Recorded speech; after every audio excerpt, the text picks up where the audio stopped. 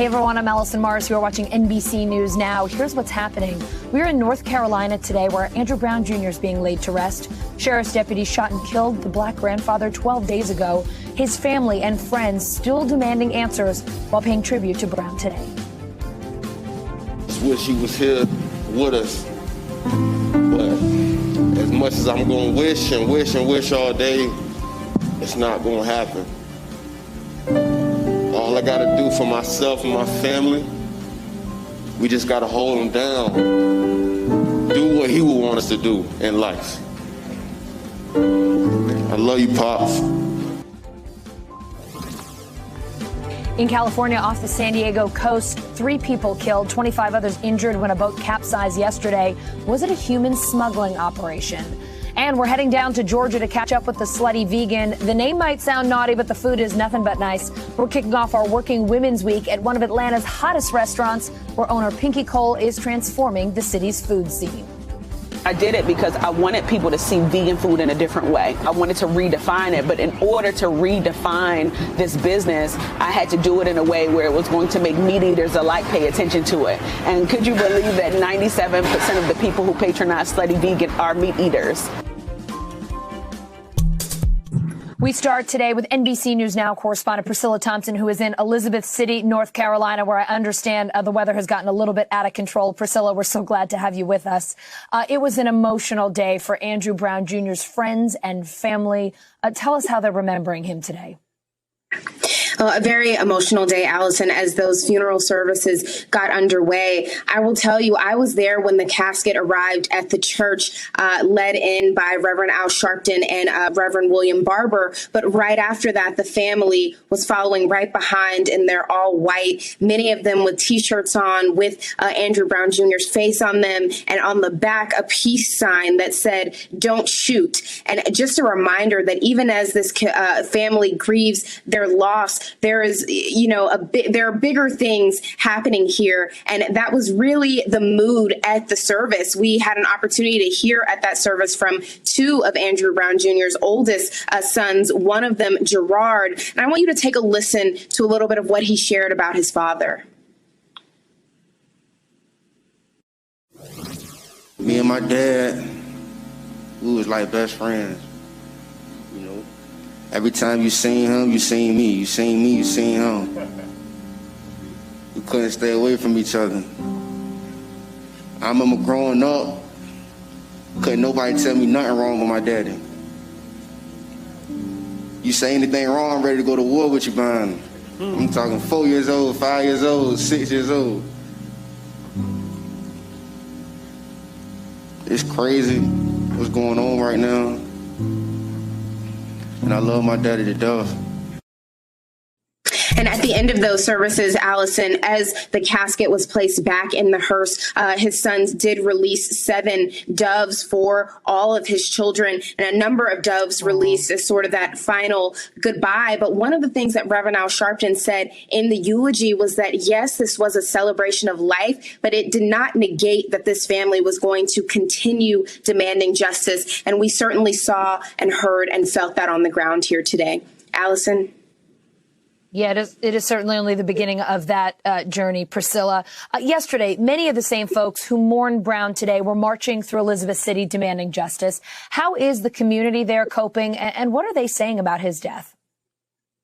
Yeah, ever since this incident happened, we have seen 12 days of peaceful protest in the city. And the community members that I spoke to today tell me that they will continue that. They are not going to let up, and they are demanding justice. They want to see justice and transparency. And for a lot of folks, what that transparency means is a release of the body cam footage to the public. A judge last week said that he wanted to wait to release that footage to the public until the investigation had concluded, and that could be up to 30 days. And many people here are saying that that is not enough. And while these funeral services may be over, they are going to continue marching, continue to demand justice in this case, Allison. Priscilla, I know that they're still, of course, waiting for that video. Anything else that we should know? Any new updates in the investigation into Brown's death? Yeah. Well, we do know that the family saw a 20-second clip of the video of the body cam footage, and that a judge has ordered that they be allowed to see all of the body cam footage. And we expect that to happen at some point this week. I believe they have until the end of the week to view that footage, although it is unclear to what extent that video is going to be redacted. But I think that is going to be the next sort of moment in this case, is once the family has an opportunity to see that and what they will say about that footage, while the rest of the public waits to see if and when they will be allowed to see it as well. We also know that while a number of the officers that actually shot their weapons on that day are still on leave, a number of officers have been reinstated who were on the scene at that time but did not fire those weapons. So that's the other latest development in this case. But really, still a lot of unanswered questions and a lots of folks waiting to see if they're going to be allowed to see that body cam footage. Allison. All right. Priscilla Thompson, thank you so much for your reporting today. As we said off the top, I know you were dealing with some rough weather to get to us, and we're grateful that you did. We appreciate it. You bet. Both the House and the Senate in recess this week, but there's still a lot going on in Washington. They are negotiating a number of big issues like police reform and infrastructure. NBC News Capitol Hill correspondent Leanne Caldwell joins me now. Leanne, Senator Tim Scott, who's the lead Republican negotiator on police reform, is saying they're closer to a bipartisan bill. Scott says they've made progress on no-knock warrants, chokeholds, military gear for police. So where are they still at odds this week?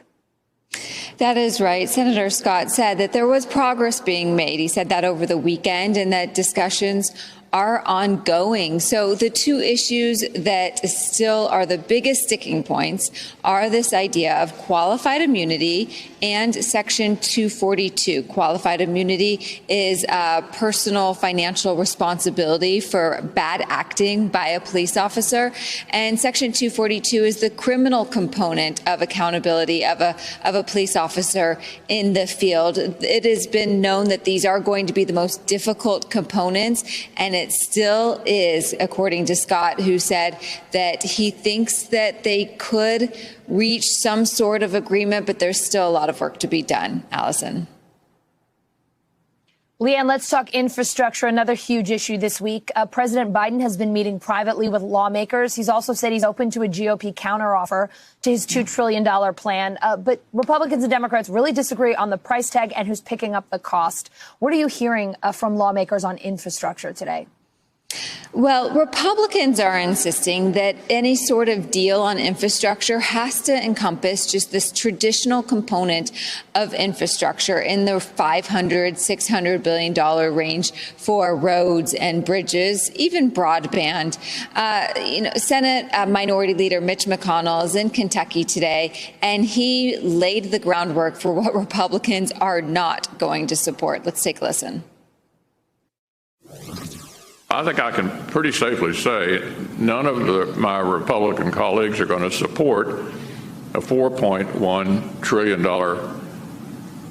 infrastructure package, only part of which is for infrastructure.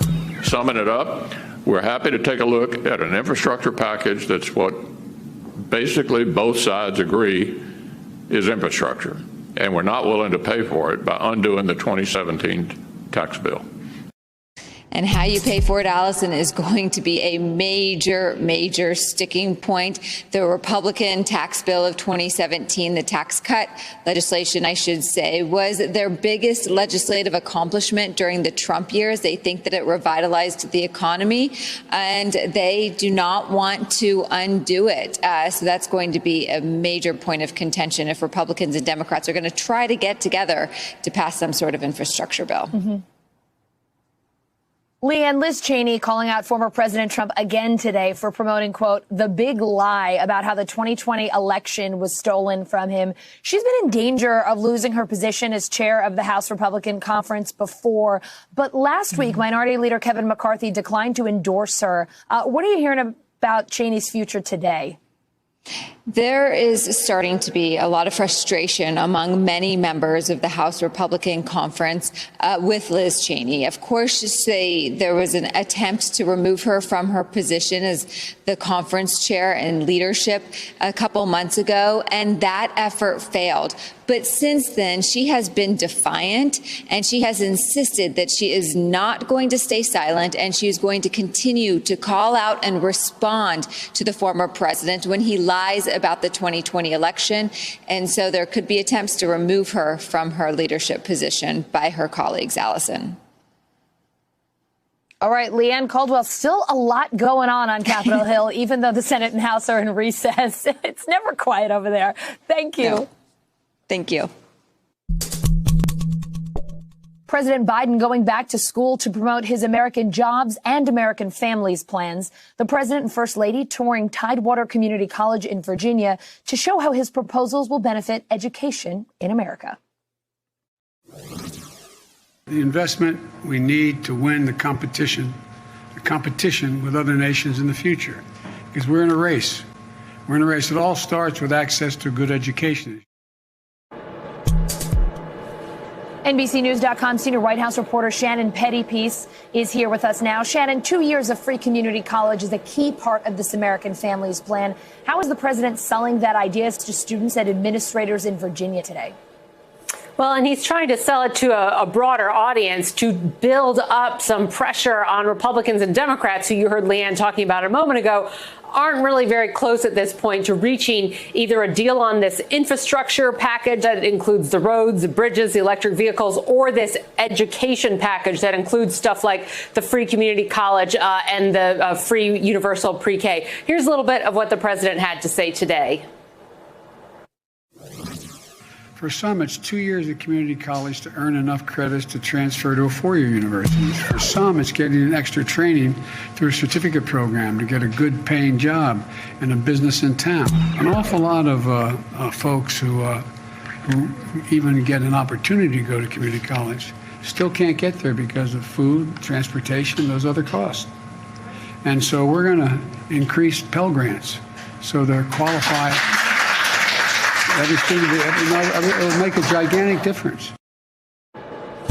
So selling this plan on the road and also at the White House, administration officials continue meeting with Democrats, making calls to Republicans. The White House Chief of Staff, Ron Klain, said to expect several Republicans to be invited to come to the White House this week. So talks still progressing in Washington as well. Shannon, this is really the First Lady's wheelhouse. I mean, Dr. Jill Biden is a community college professor herself. What role is she playing here? And she was there with the president, her husband, today, and spoke before him, essentially introducing him and talking about her experience teaching in community college and what that's meant for her and her students. She is going to be hitting the road as well. She has a pretty aggressive travel schedule. She's going to head out west, making stops in Utah, Nevada, and Colorado this week. Well, that is an aggressive schedule for sure. Listen, Shannon, you mentioned this before, right? It's not just talking to specific groups. The president has to sell this plan to broader voters. He also needs to win over lawmakers on the Hill. House Democrats, I understand, are meeting with top advisors at the White House this afternoon. And you have some new reporting on the bipartisan talks that are ramping up this week, saying the White House wants to see counteroffers on infrastructure by the middle of this month. And if there's no progress by Memorial Day, which is at the end of this month, they'll reassess that bipartisan strategy. So House Dems are coming to the White House today. We know that's happening. How is the administration finessing the Republicans? Well, they continue to carry on those talks. You know, I will say from talking to people on both sides of this issue that there's a lot of concern that the other party isn't negotiating in good faith. There is concern among Republicans that Democrats are just doing show negotiations to make it look like to the public that they tried. There's concerns among Democrats that Republicans are just teasing them along and just trying to draw out this process and waste time. So I think that's one of the things that the president is trying to overcome here, to try and make himself an honest broker and bring the parties together, because, of course, as Leanne and others have talked about a lot here, there's just that distrust universally on both sides on Capitol Hill. Yeah. All right, Shannon Pettypiece, just outside the White House. Thank you so much. This could be the year that paid leave becomes a reality in the United States. President Biden is proposing 12 weeks of compensated leave for parents, caregivers, and people who are sick themselves. NBC News political correspondent Ali Vitale breaks down his plan. Dawn Huckelbridge's first year of motherhood nearly broke her. I wasn't ready for what I faced. She couldn't sleep or stop losing weight. But Dawn says she was lucky, able to take time with her newborn and time to heal. I felt depleted in every way. But what I kept thinking is, if it's this hard for me, how hard must it be for all of the women or the people who give birth in this country? Chris Garcia was his father's caregiver. His employer wouldn't give him more than a few days to be with his ailing dad, 900 miles away. My dad's having major surgery. He's having a quadruple bypass. I really should be here. And he's like, well, there's nobody to cover your shift. A few days later, doctors called Chris at work. Chris was forced to give permission to remove his dad from life support by phone. It took me almost 8 years to be able to deal with the guilt that I felt. I wonder what having an actual paid leave policy would have done for your situation. If I had had the policy in place at the time, it would have made a world of difference. In a recent survey of 41 countries worldwide, only America lacks paid parental leave. Japan and Norway, for example, give new parents more than a year, paid, to be with their babies, while the U.S. gives 0. But a growing number of states, plus D.C. and Puerto Rico, have or will soon have some paid sick or parental leave policy.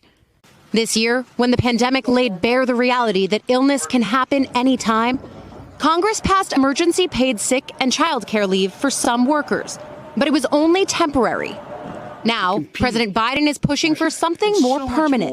No one should have to choose between a job and a paycheck or taking care of themselves and their loved ones. Biden's plan would guarantee workers 12 weeks of paid leave to care for newborns, aging loved ones, or even themselves after a serious illness.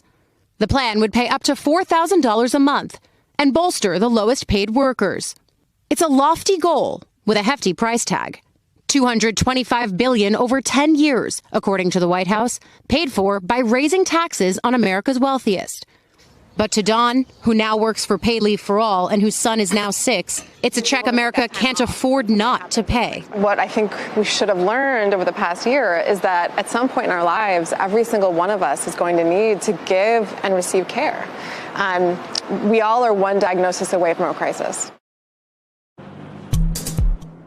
Ali Vitale joins us now from Washington. Ali, with Mother's Day this Sunday, we certainly have moms on our minds, and you're welcome to our viewers if we just reminded any of you out there that Mother's Day is Sunday. But this proposal goes well beyond new parents. It includes leave for a military deployment, finding safety if you're a victim of sexual assault or domestic violence. What are lawmakers saying about it, and what kind of support does this bill have right now?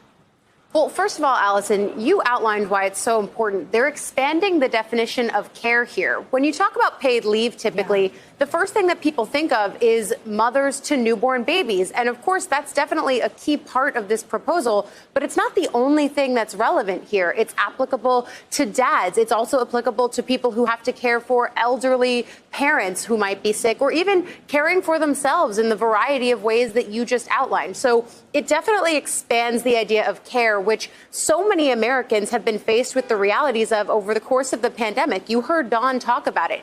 It's really a reminder that illnesses can happen at any time. And what President Biden has said, and advocates have said for a long time about this, is that instituting a national paid leave policy wouldn't just catch the United States up with the other industrialized countries in the world, but it would also allow Americans to stop having to choose between their paychecks and their loved ones, or their jobs and their own emotional or physical well-being. And that's exactly what the priority is here in the infrastructure plan. Now, just because it seems to make sense on a moral level doesn't mean that this is definitely going to pass. It's part of, as you mentioned, that larger American families push that the Biden administration unveiled last week. They're even just still dealing with the American jobs portion of that, which is the over $2 trillion that encompasses things like more traditional infrastructure, as well as other elements of the care economy. This is the second part of that, the $1.8 trillion roughly that Biden unveiled during his address to Congress last week, that focuses more on social wellness programs throughout the country, things like a national paid leave policy, but also universal child care, universal pre-K, other policies like that. All right, Ali Vitale, thank you so much. You know we always love seeing you, especially on important topics like this. Appreciate it. Thanks. All right, let's go to NBC News Now correspondent Simone Boyce. She's got the Monday headlines from NBCnews.com. Hi, Simone. Hey, Allison, we're going to start with the latest in the fight against COVID, and I promise we are even going to squeeze in some good news in here, too. CDC data showing that about 2 in 5 American adults are now fully vaccinated, the nation averaging 2.4 million reported vaccinations per day over the past week. And the rate of new coronavirus infections is declining. We're seeing an average of 49,000 cases per day, according to data from Johns Hopkins University, which is down from more than 70,000 just a few weeks ago. See, some good news. But unfortunately, we do have to pivot to some bad news. Pharmacy chains CVS and Walgreens are wasting thousands of vaccine doses in the U.S. Combined, nearly 128,000 as of late March, according to CDC data. The retailers wasted more doses than states, U.S. territories, and federal agencies combined. A spokesperson for CVS blaming unused doses on issues with transportation restrictions and limitations on redirecting unused doses. Walgreens saying it amounted to less than 0.5% of administered doses. Well, residents in at least 2 towns in northeastern Mississippi waking up to utter destruction this morning caused by a large and extremely dangerous tornado that rolled through the area late last night. In the towns of Sandy Springs and Tupelo, there have been no reported injuries so far, and it's still too early to tell just how bad the property damage really is. Well, Indian Prime Minister Narendra Modi's party losing a key state in elections over the weekend as he faces criticism over his handling of the country's COVID outbreak. India recording more than 300,000 new cases for the 12th straight day today, bringing the country's total recorded infections to nearly 20 million. Although experts fear that the real number may be 10 times higher, adding that Modi's massive campaign rallies alongside religious gatherings help spread the virus. And finally, Tyson Foods announcing today it's expanding its plant-based selections ahead of grilling season. Burger patties, bratwurst, Italian sausage, and ground meat made from pea protein are all part of the lineup, with Beyond Meat and Impossible Foods also in the mix for the plant-based meat crown. This summer is sure to be exciting for all of our climate-conscious foodies out there. Allison, send it back to you. Oh, Simone, I'm climate conscious and I'm a foodie, but I still struggle with the not meat thing. I'm having a hard time with that, but I'm just being honest. That's where I am right now. That's okay. You can mix. Yeah, you can mix it up. You can do some veggie days, some non-meat days, and then you can still have your meat. Do your thing. Look, you're always looking out for me. Thanks for being a supportive friend, Simone.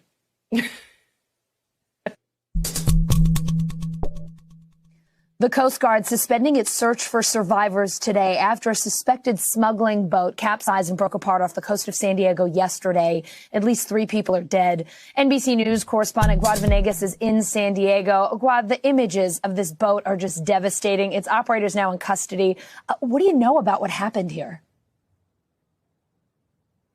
Allison, good afternoon. Yeah, incredible images that someone was able to record right after the boat crashed into a reef. This is just west of downtown San Diego, outside the bay, in an area known as Point Loma, right next to where a lot of people were in the recreational area who were witness of how the boat got really close to this reef and then eventually crashed and broke into pieces. Now, overnight, the Coast Guard was searching, and today we have an updated number of survivors. The latest press release indicates that 29 survivors were taken to different hospitals in the San Diego area. Of those survivors, we know that 8 went to a specific hospital that informed that 7 have now been discharged and another one is in stable condition. Now, we also know that one of those survivors is in critical condition. And of the 3 people that lost their life, we know 2 were females, 1 in her 30s, another one in her 40s, and the third person was a male. Border Patrol is investigating this as a human smuggling incident.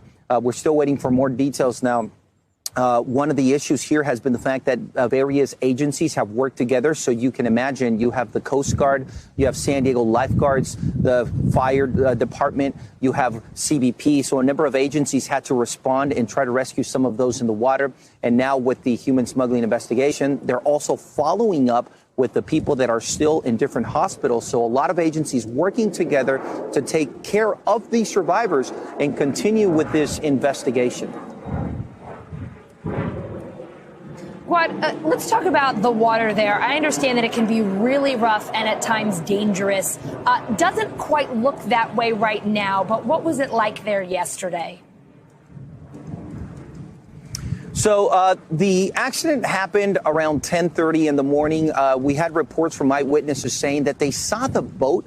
It looked like a boat that was not full of passengers, that was right near the edge, right near this reef. They didn't know why it was just stopped there. And then the waves moved it over to the reef, and that's when it broke into pieces. It happened during the day. Now, there's a lot of smuggling that does happen in this area. Border Patrol has reported an increase during the last year of more than 90% in detentions or apprehensions on the water. But a lot of these happen on what are called panga boats.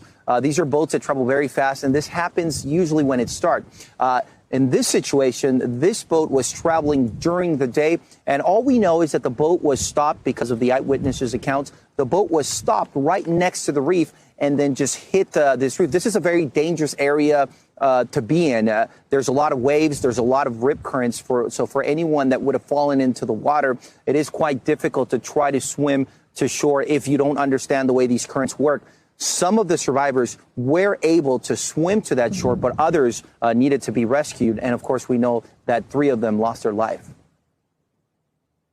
Oh, God, it's such a devastating story. Thank you for bringing us all those details and explaining all that to us today. Appreciate it. New York and New Jersey back in a big way this month, lifting most capacity limits by May 19th. And they aren't the only states rolling back COVID restrictions. NBC News correspondent Stephanie Gosk checks out the reopenings happening across the country. Hey there, Allison. So New York City has the largest municipal workforce of any city in the country, and they're all going back to work, not remotely, but on the job, at their desks, in the office for the first time in over a year and a half. New York City Mayor Bill de Blasio says this is an important step, not just for the city's business, but also as a symbol of New York City reopening. It's a major step, not just for this city, but also for the country, where we are seeing a slow and steady turnaround. The sights and sounds of recovery. They're off in the Kentucky Derby. As more than 50,000 fans descended on Churchill Downs, one of the largest crowds seen in the U.S. since the start of the pandemic. Coast to coast, signs of reopening. In New York City this morning, it's back to work in the office for 80,000 city workers. We've got to act like it. We've got to own the moment and get out there and bring the city back. In Chicago, the iconic Navy Pier celebrating being back in business. And for many in California, a weekend of normalcy as Disneyland reopened. Being one of the first people back in on the first day, I'm literally going to cry. It comes as daily infections are declining in more than half the country. More than 100 million Americans are fully vaccinated, and another 140 million have received their first dose.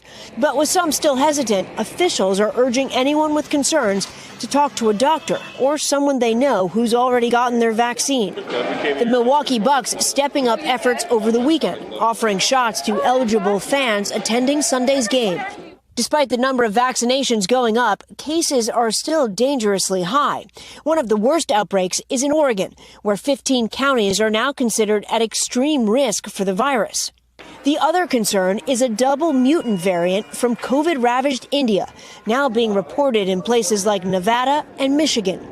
While the vaccines have so far been successful fighting variants, there are still rare examples of fully vaccinated people contracting the virus, including 4 people in Dallas County who later died, though all had serious underlying health conditions. There's also some good news from across the Hudson River in New Jersey. The governor there, Phil Murphy, is announcing more reopenings in that state. You know, this area was so hard hit by COVID, and now there are real signs of life.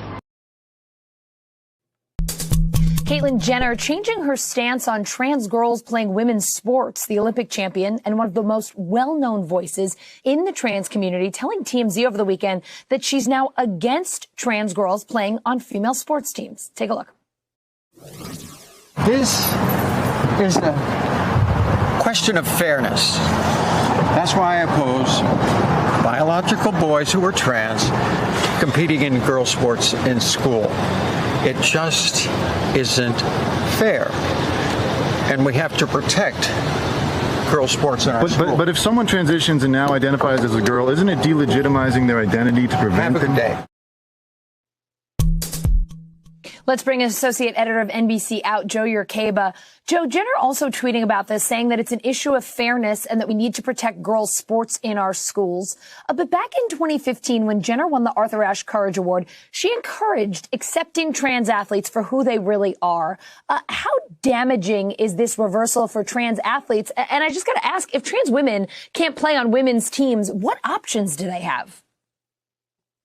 Yeah, it's a good question. So LGBTQ advocates say that Jenner's comments are really damaging because they perpetuate some misinformation about how, these quote unquote advantages that trans girls have in sports. And under her view, most trans girls and young women simply wouldn't play sports in school if they had to play on the boys' team. And if they played on the boys' team as girls, they would likely face even more bullying and harassment at school than they already do. Yeah. So there isn't really an alternative for them, except maybe for wealthier families who could afford access to club sports outside of school.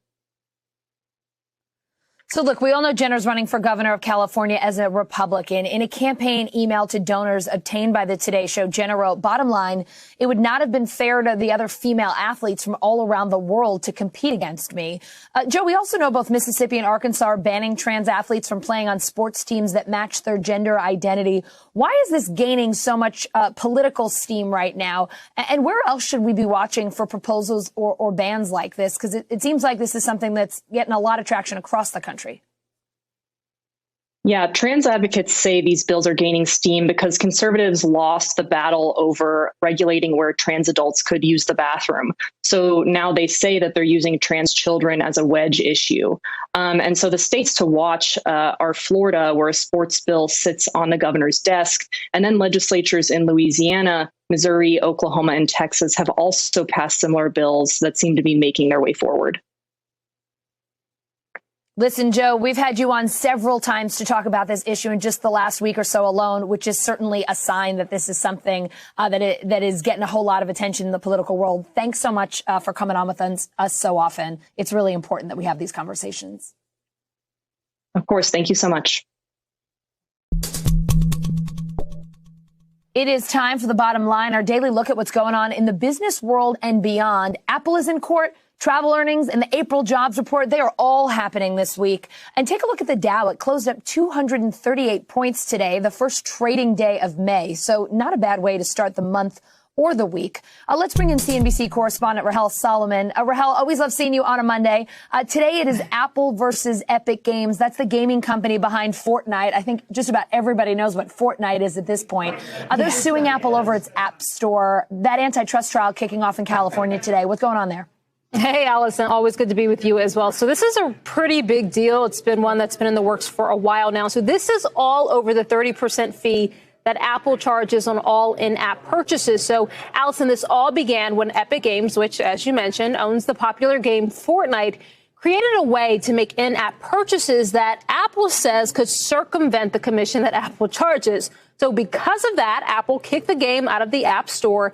And Epic almost immediately rolled out a campaign about the commission that it calls exorbitant. It also claims that the App Store is a walled garden that locks users in. Apple says this was and is a smear campaign from Epic. Now, we do expect to hear from the CEOs of both companies. We actually heard from Tim Sweeney of Epic Games. He took the stand this afternoon, and then we'll hear from Tim Cook of Apple, of course. He's expected to testify later this week. But it's an interesting one to watch, that's for sure, Allison.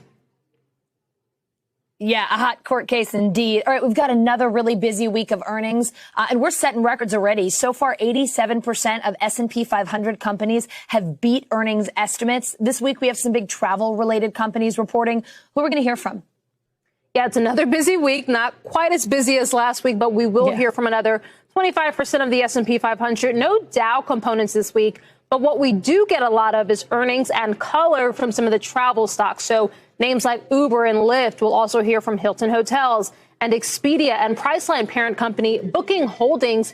As many people focus on the reopening, Allison, investors are going to be looking for this week for color in these reports on how the reopening is going. Are people out and about and taking an Uber or a Lyft? Are people traveling and staying in hotels like a Hilton? So that'll be really interesting to watch.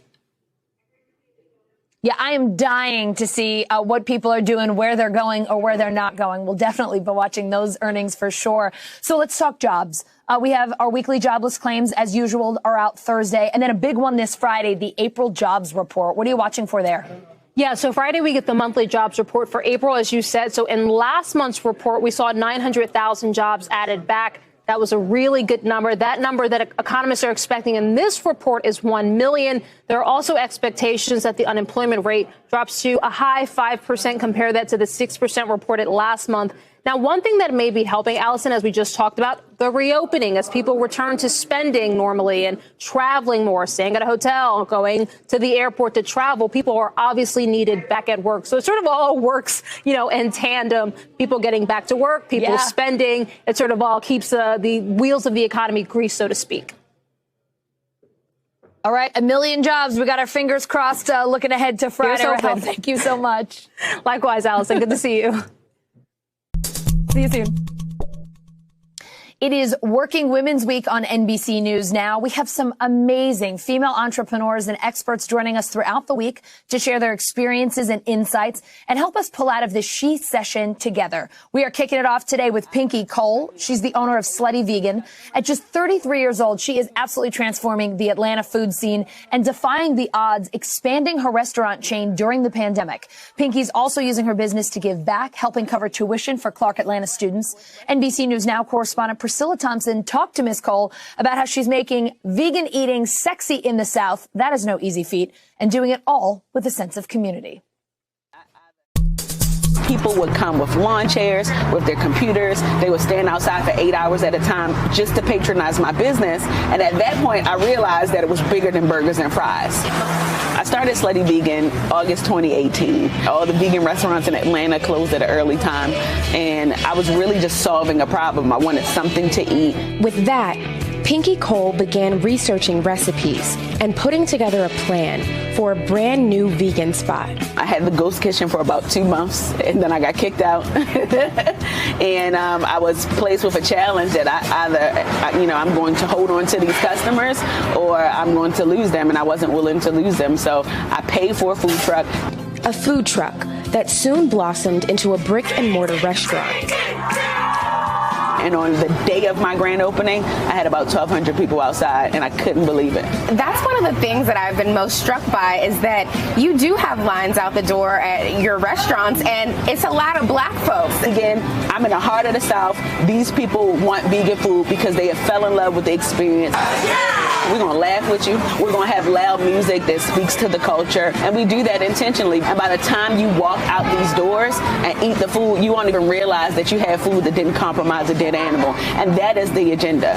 Cole says the name has also played a role in her success. It literally was a way to merge two most pleasurable experiences in the world, right? So that's sex and that's food. I wanted people to see vegan food in a different way, right? For years, people see vegan food as something that's healthy, flavorless. I wanted to redefine it. Then, little over a year and a half after opening, the whole world stopped. There were so many decisions to make, right? As an entrepreneur, do I open? Do I close? Do I remain socially responsible? Do I listen to the governor? Do I listen to the mayor? I stopped down on my business for 2 weeks. I assessed the operation. I paid my employees during that time, and we put a plan in place. And the business kept growing.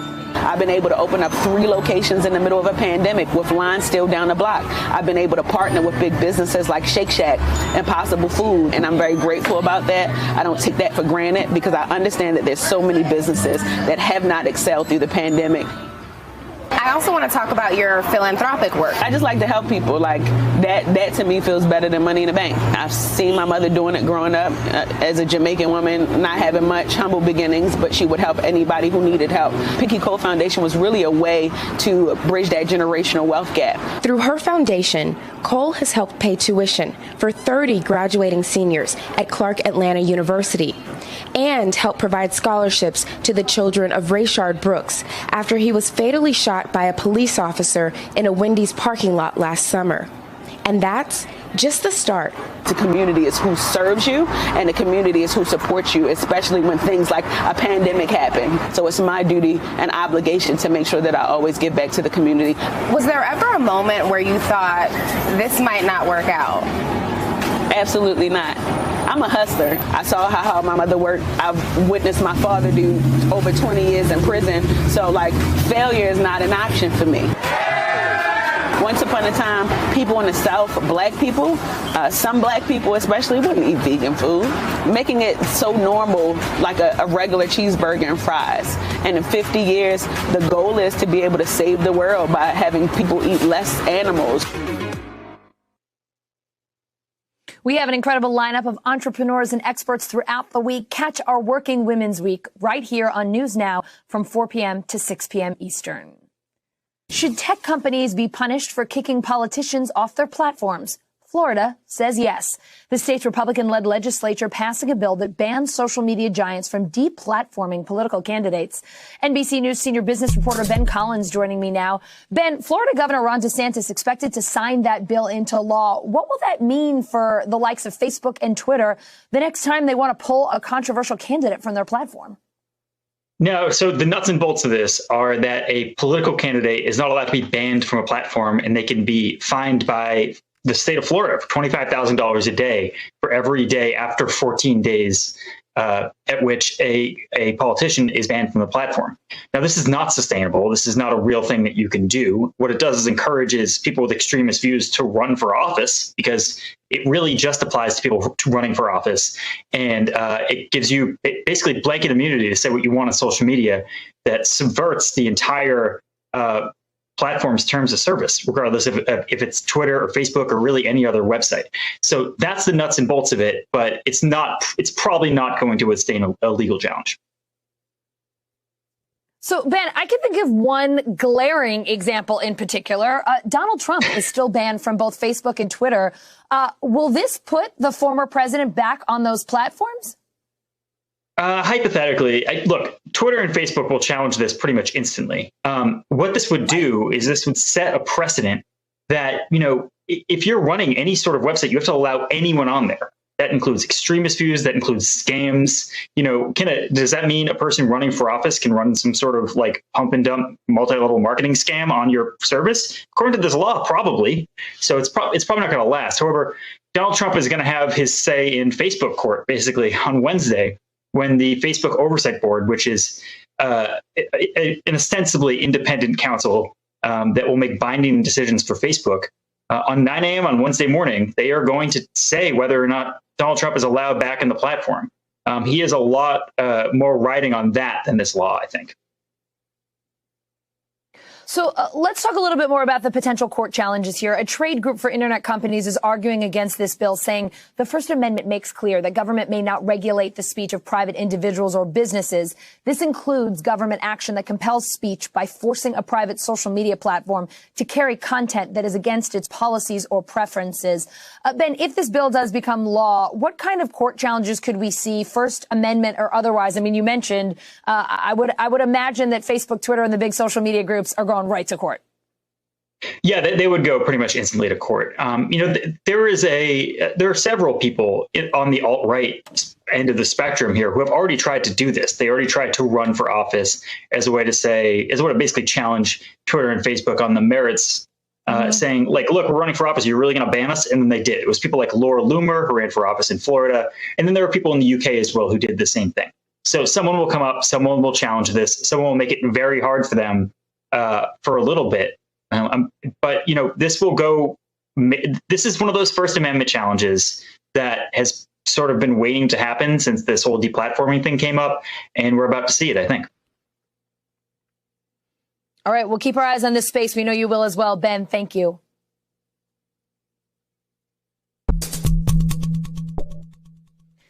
His ability to inspire didn't end when his life did. Beloved Jeopardy host Alex Trebek lost his battle to pancreatic cancer last year, but his family is working hard to carry on his legacy. Today's show co-anchor Savannah Guthrie sat down with his widow Jean to discuss his life and his final days. With a positive attitude, anything is possible. How has this time been for you and the kids? How have you guys been doing? I think right now, talking with you, I'm good. I'm good. I absolutely have moments of waves of grief that just come over me. Still, really disbelief that he is, that he's gone. I miss him a lot. But now, under the towering pines that Alex loved so well, Jean Trebek is finding solace by knowing how much he meant to so many. He got to really see the outpouring of love and admiration that he gave to the world. And I know that that was, in and of itself, a huge inspiration for Alex. We provide the categories and the answers. In his long career, Alex Trebek went from quiz show host to beloved icon. A proud son of Canada, he was a proud adopted son of the United States. And through his charitable work, a citizen of the world. But with his family, Alex was a regular guy, a Mr. Fix-It with a pickup truck. People don't picture Alex in a pickup truck. No. He loved owning this. Only rarely did Alex come across as the intellectual we knew from Jeopardy. The first woman in space was Valentina Tereshkova. Getting names right, that was important to him. I could hear him when he would see someone on television and they would misspeak someone's name. He'd be like, "Oh, you should have checked on how to say that name." Oh, I hope he never watched the Today Show. Right. Clearly he had a heart for service and for sharing what he had. He loved representing the underdeveloped countries, communities. He really wanted to be a spokesman for the underdog. Jean says Alex would have been proud of the dedication of this new homeless shelter in Los Angeles. He and Jean helped fund it for the charity Hope of the Valley, and it now bears the family name. In another time, maybe he'd be out there hammering some nails on that new center. He would. That is so true. That would be Alex. He would love nothing more than to grab his tools, go down, help build a shed, do the sprinklers, rewire the lighting. As Jean says, Alex embraced life in every way. But America also was moved by the way he let it go. This week, I was diagnosed with stage 4 pancreatic cancer.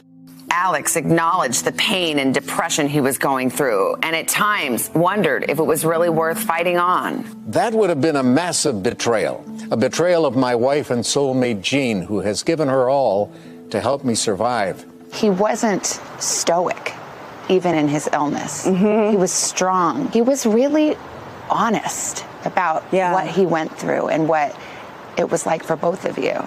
I think that is one of Alex's his gifts, was that he could be very resolute and know that the truth will not hurt you. And he wanted to, I think, empower people to move through whatever challenge they had in life with a sense of inner strength, inner dignity, and love. He was so dedicated to keep going to work, even when he was sick. Doing Jeopardy really gave him a sense of purpose, a reason to wake up in the morning. And I would say we all need that. We all need a purpose. What gave him joy in those final days? Being around Matthew and Emily and Nikki. He loved his children a lot. And he loved just doing the same things that he always loved doing. Watching movies, watching sports. He loved comedy and listening to stand-up comedians a lot. And and doing Jeopardy. And thank you, ladies and gentlemen, for spending the time with us. Somehow he was able to do his final shows just days before he passed. Were you amazed that he was able to do that? Did you understand why he would want to? I think, Savannah, that I knew his life was going to, on Earth here, would wrap up quickly when he could no longer do the show. But he wanted to finish strong, and he did. And he lived life on his own terms. After more than a year of pain, he passed away at home on November 8th. Alex and Jean's daughter, Emily. What do you think he would have made of the outpouring and the feelings that people have about him? I think he would have been shocked, honestly. I think he knew he was loved and revered, but I don't think to this level. I think that the support and the love that's been shown since he passed has really been on another level. And I think he would have really appreciated it. I think it would mean a lot to him. Jean is still overwhelmed by the outpouring of sympathy after Alex's death, but in her heart, he lives on. We were both the yin and the yang to each other. We just knew how to dance. We really loved each other. We really loved being in life together. Hey, NBC News viewers, thanks for checking out our YouTube channel. Subscribe by clicking on that button down here and click on any of the videos over here to watch the latest interviews, show highlights, and digital exclusives. Thanks for watching.